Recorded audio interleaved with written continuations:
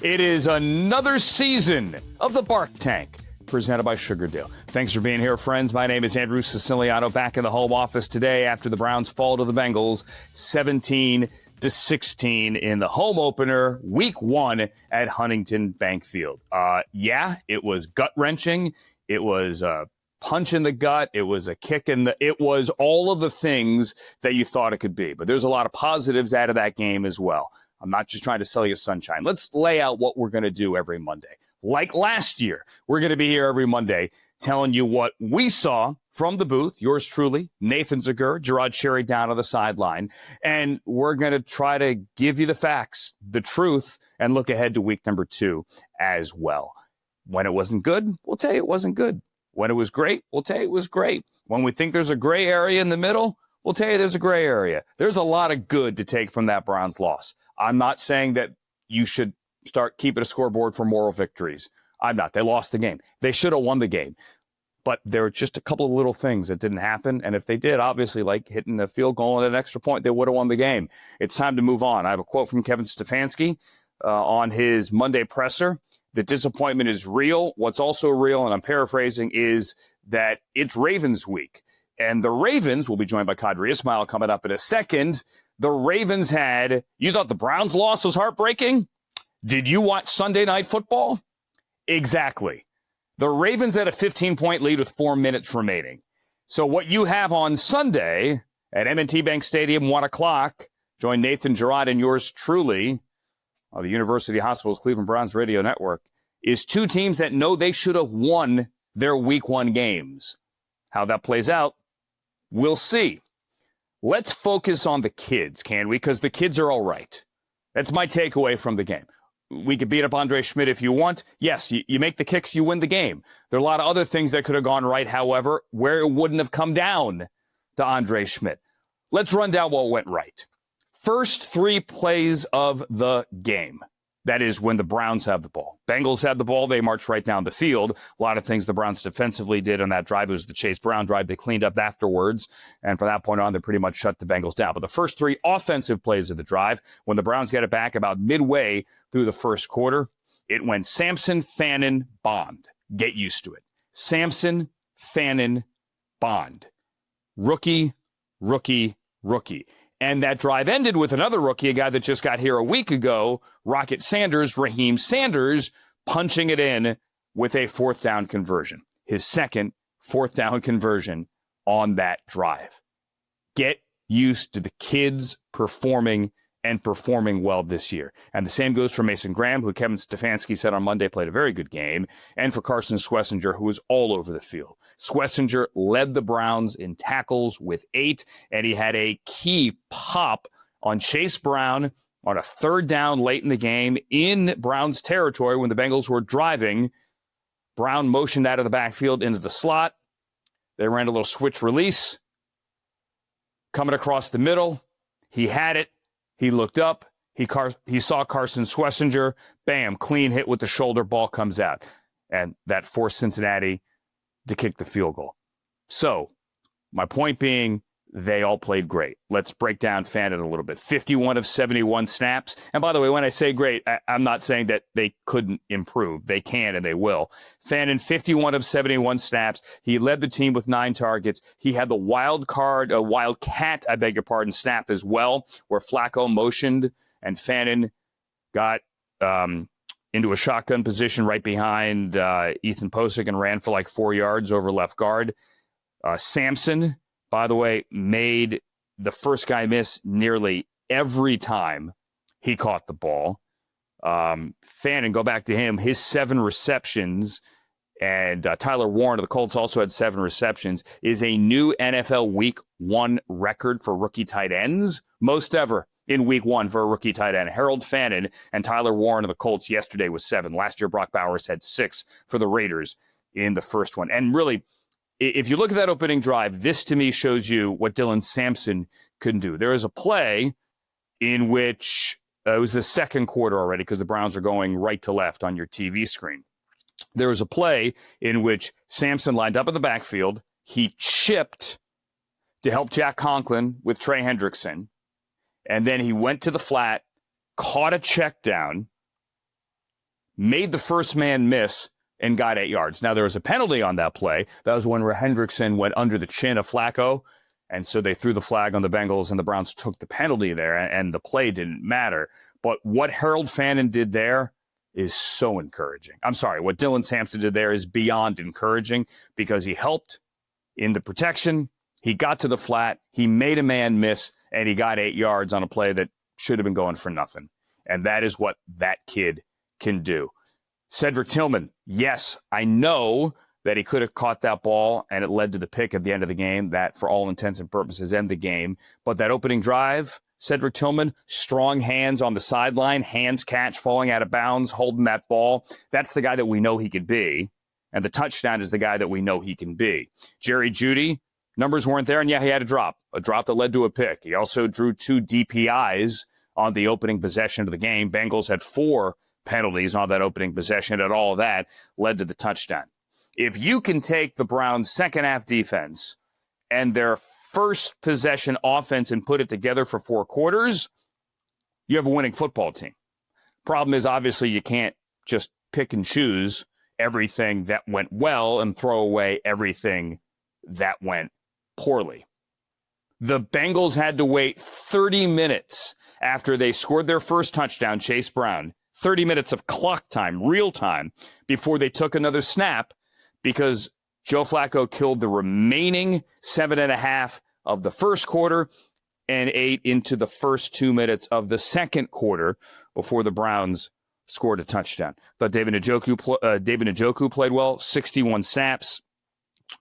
Grant Delpit, Carson Swessinger, Ronnie Hickman basically never came off the field, but they played 49 snaps. And that, to me, is a massive sign of improvement. Go back to the preseason, really the offseason, where Joel Bitonio said if this team can control the clock, control the ball offensively, take a lot of the pressure off the defense where they're not on the field for 65 snaps a game, we know that defense will be better. And that's what happened yesterday when that defense is barely playing 50 snaps. You're going to see a better defense. You're going to see Myles Garrett get 2 consecutive sacks and be in on that third when Isaiah McGuire is crawling on his knees on the goal line to bring down Joe Burrow. That's the kind of defense that this team can play. Final thought before we welcome in Qadry Ismail. If you had told me, and I know you've thought this as well, if you had told me that the Browns would hold the Bengals to 7 second half yards, 7 second half net yards, and lose, I would have told you were insane. If you had told me that the Browns would hold Zach Taylor, the Bengals head coach, in his 7th season, to, in essence, his worst offensive performance of his NFL career as a head coach, and the Browns would have lost, I would have told you were insane. They did lose, and we all agree they could have, should have, would have won, but they didn't. But I'm telling you, there are legitimate reasons to be encouraged heading into week 2. Now, week 2, you're going up in weight class. You're facing a team that didn't almost make the playoffs last year. You're facing a team that should be considered among the top 3-4 contenders in the entire NFL to go to the Super Bowl this year and potentially win it. And you're doing so on their home field where they're throwing a 30th anniversary party. Interesting timing on that. And they're going to be ticked off and angry too. So, better turn the page quickly and do it now. Speaking of turning the page, let's do that. How bad was that loss Sunday night in Buffalo from a Ravens perspective? This guy's one of my favorites, and not Jason Gibbs just because he went to Syracuse. He has a Super Bowl ring. He caught, if my math is right, I think 33 touchdowns in his NFL career. He still lives and works in Baltimore, is part of the WJZ, the local CBS Purple pre- and post-game show. He's got the Locked On Ravens podcast. He is a friend of the program, as mentioned, a fellow Orange man. Qadry Ismail, it's good to see you. Thanks for joining us in the Bark Tank. Andrew, I am glad to be on your show and a fellow Orangeman. Yes, indeed. Let's make some history with some good content. We just came off, and Qadry just laid out how gut-wrenching and heartbreaking the Browns' Week 1 loss was, right? They lose by 1 point. They should have won the game. They hold Joe Burrow and the Bengals to only 7 second-half points. But then last night I tuned in to Sunday Night Football and watched the Bills and the Ravens. And the Ravens, I'm sorry for going down memory lane here, bad memories, nightmare lane, had a 15-point lead with 4 minutes to go. Just how heartbreaking and gut-wrenching was that for you guys? Well, I will say it this way. When you look at the John Harbaugh era, you know there's the pros. The pros are that, yes, he's had some historic highs. He's played his brother in the Super Bowl, and the Ravens have come away with a victory, and so hoisted up their second Lombardi trophy in a very small window as far as franchises are concerned. You know, he's had historic players play for him, from the Ed Reeds to the Ray Lewises to the current day Derrick Henry and Lamar Jacksons. He's had a tremendous winning percentage, but the cons are he has had these weird, epic collapses by his teams. And yet again, we see against a formidable opponent in the Buffalo Bills. We saw it in the divisional round of the playoffs, and again, it carried over into the first game of the regular season for the 2025 calendar year. And we thought that, John Harbaugh and his staff had, righted the ship and figured it out and all the things, yet here we are again. Do you think he should have gone for it or punted there late in the fourth quarter to give Josh Allen the ball back? Well, the 4th and 3, what we here have come to realize via Lamar Jackson's post-game comments was that Lamar was cramping up and was jogging off the field because they wanted to punt the ball. I think in the grand scheme of things, if you are locked into your team's flow of the game, you're going to know that your defense has been getting gashed by the reigning MVP and Josh Allen, and they've had a difficult time stopping him. I'm either going to Zach Orr and his guys, and I'm trying to figure out, what do we need to do to end this game, one. Number two, then I'm also going over to Lamar as well as Todd Monken and the guys and saying, how can we, shore things up and make sure that we're burning as much clock as humanly possible, because there were some errors earlier in the game that they weren't able to do that. And when that 4th and 3 came about, if you had timeouts, if Lamar, I'm like, my defense isn't stopping them. Our best opportunity is to have our best player, along with fellow best player and Derrick Henry, stay out there on the field. And I would have called a timeout. I'd have been like, hey, get Lamar whatever electrolytes he need. But with him on the field, he is even if we have to use him as a decoy, he's one of the greatest decoys ever. Everyone's attention is going to be on him, but you also got a fellow, potential gold jacket guy standing right next to him. I'm trying to put in some play that we've practiced for the scenarios that we've gone over multiple times throughout training camp. They're a situational football type team. Well, I'm trying to put us in the best position to get 3 yards, because right now our defense is hemorrhaging and we need to close out this game. So that is where that is, and unfortunately it didn't happen.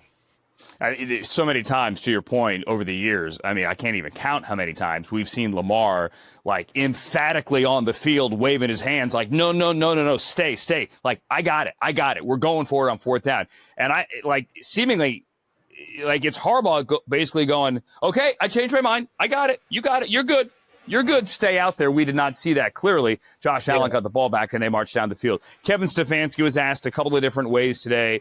Do you think that you're going to get an angry Ravens team? There's this mentality here from sometimes fans in the media. Well, wow, you're facing a team that is now really ticked off. I wish the team we're facing this week had won, and maybe they wouldn't care as much or wouldn't be focused as much. Do you buy that Psych 101 kind of way at looking at a game? If I'm playing a team that had a heartbreaking loss, that's really bad for me because now they're going to be ticked off.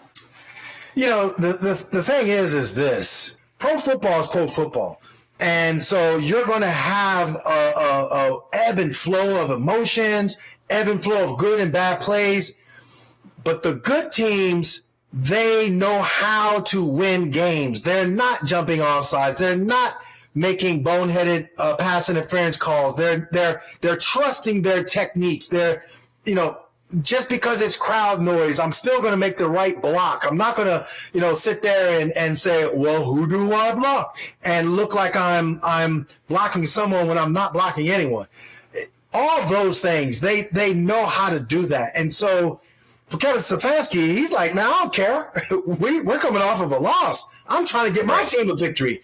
And we're going to look at the film. We're going to see what are the strengths, what are the weaknesses that the Ravens are going to be doing, what are their tendencies. We got to face how to contain Lamar Jackson. I got to figure out how to get Myles Garrett to ramp up and dominate, a side of the ball where Roger Rosengarten and Daniel Faalele is just straight struggling.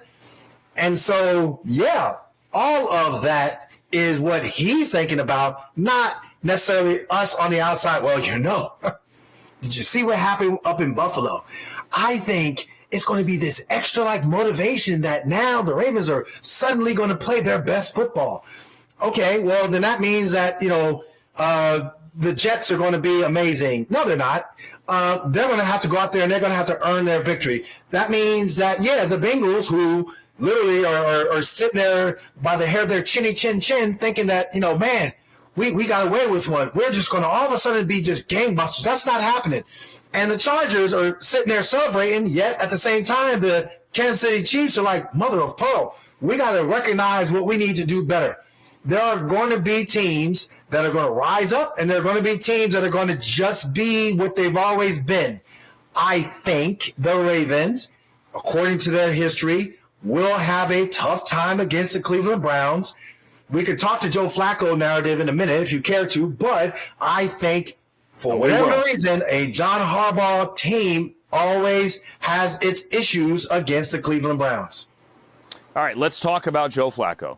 How weird, I don't even know if weird is the right way to describe it. How odd will it be to see Joe Flacco come to town, still slinging it at 40 years old, dressed as a Cleveland Brown? Well, besides me just a little bit, got to have some water there to kind of slosh it down. It's hard for me to see him in another jersey other than purple. But again, for him, I credit him for having that longevity gene and that competitive mindset. We all know what Joe Flacco is about. He is a gunslinger. He is going to get the ball out of his hands, and you're going to have to get pressure on him. I think, even watching a little bit of the Cleveland and Bengals game, it was where you gave him time, he was going to hurt you. You didn't give him time, you could see where, as a quarterback that is not necessarily fleet of foot, he had some struggles. So I think for Raven fans, I'm sure there's going to be a yay, it's great to see him, but also boo, we trying to handle business, which is control the AFC North, and it starts with the Cleveland Browns. Want to ask a question here real quick about Derrick Henry. Qadry, you've been around this game a long time, not to age either you or I, for that matter. Have you ever seen a back like Derrick Henry, a guy who not only can make you look silly with a stiff arm like it's Shaq or LeBron playing with high school kids, but then at that size, at that age, still outrun the entire team? Yeah, it is interesting. Roger Craig, the great 49er, when I was a rookie with the Minnesota Vikings, I'm standing there in our mini camp practice, and he goes, Q Niski. And I'm like, oh, my God, Roger Craig is acknowledging me. And so he was like, take care of what takes care of you. And that just stuck with me for pretty much the rest of my career, and currently I do sports and human movement performance training. And with that said, if there was ever a person, if I'm in the Ravens locker room or if I'm in the off season of training and I'm a running back, or if I am another player that is in current day, I am like, yo, what do I need to do to spend a week or 10 days or however long training with Derrick Henry and kind of picking his brain? Because yes, he takes care of what takes care of him, his discipline, his regimen of what he needs to do to make sure his body can recover is that of legend. Now, obviously, from a game aspect of things, you got to produce. He certainly has the talent to produce. He certainly has done it throughout his career. He's a Hall of Famer. It is remarkable that the size of him, and it's interesting because when I'm in the building and, you know, we're doing our media pool and all that, and every single time it shocks me when Derrick walks by me. And I've been, you know, in the midst of large men when it comes to my fellow teammates or former teammates or active players and all that. But it's like, man, that dude is just a large human and he plays running back every single time. And so, yes, it is remarkable the career that he has, but it's a testament to his mental dedication to his craft. Yeah, I was talking to him a little bit this year in New Orleans at the Super Bowl. And again, out of uniform, like you said, just low key, you know, on a Saturday night. And like, this is one of the biggest humans you'll stand next to. And he plays running back and he runs away from people. And he's not just a goal line back. He's actually out sprinting people down the field where you can't catch him. One of these days, like, we'll all tell our kids, like, I remember that guy. Like, I got to watch that guy play in person. He is that good. And yet it was still, because he's a human being here, it was his fumble that kind of helped turn the tide in that game when he gave it up and the Bills pounced on it. And then the momentum shifted, and momentum is real, even though the analytics people tell you that it is not. This guy is real as well. He's also still in amazing shape, much like Derrick Henry, and I'm looking forward to seeing you this Sunday at M&T Bank Stadium in Baltimore. Qadry Ismail, thanks for doing this, man. Andrew, as always, man, I appreciate it. The great Qadry Ismail, whose son Qadr is a tight end on the Giants practice squad, hopefully getting his big break and getting called up to the 53 sometime soon. One of my favorite people here. All right, let's do What's Sizzling Around the League, presented by Sugardale. And generally, the last couple of weeks in the preseason, we've kept this to the AFC North. We've checked the box on the Bengals. Obviously, the Browns lost to them on Sunday. We've checked the box now with Qadry on the Ravens, this week's opponent, week 2 in Baltimore. If you didn't notice, the Steelers won in New York, a somewhat significant game for their new quarterback, Aaron Rodgers. They beat the Jets. Chris Boswell hit a 66-0-yard field goal that probably would have been good from 65. Rodgers threw 4 touchdowns without an interception for the Steelers, who now go home for their home opener week 2, and they face the DK Metcalf-less, say that 5 times fast, Seattle Seahawks, who lost week 1 despite the 49ers kickers issues. 49ers beat the Seahawks, and without DK Metcalf, Jackson Smith and Jigba pretty much is going to get like 50 targets a game. He kind of is their offense if they don't run the ball well, which they did not in that game. However, Rodgers, as for the Steelers, threw the 4 touchdowns, and they got out of New York with a win. Rodgers said all the things that you would think he would say after the game about it didn't really mean anything, but it meant something. He's not very subtle. You get my point. The Browns get the Steelers week 6 in Pittsburgh after the return from London and the game at Tottenham against the Vikings. But we will be back here next Monday after the game in Baltimore for yet another edition of the Bark Tank presented by Sugardale. We thank you for watching. Be sure to like, subscribe, share, however you enjoy this program. We thank you. My name is Andrew Siciliano. See you next week.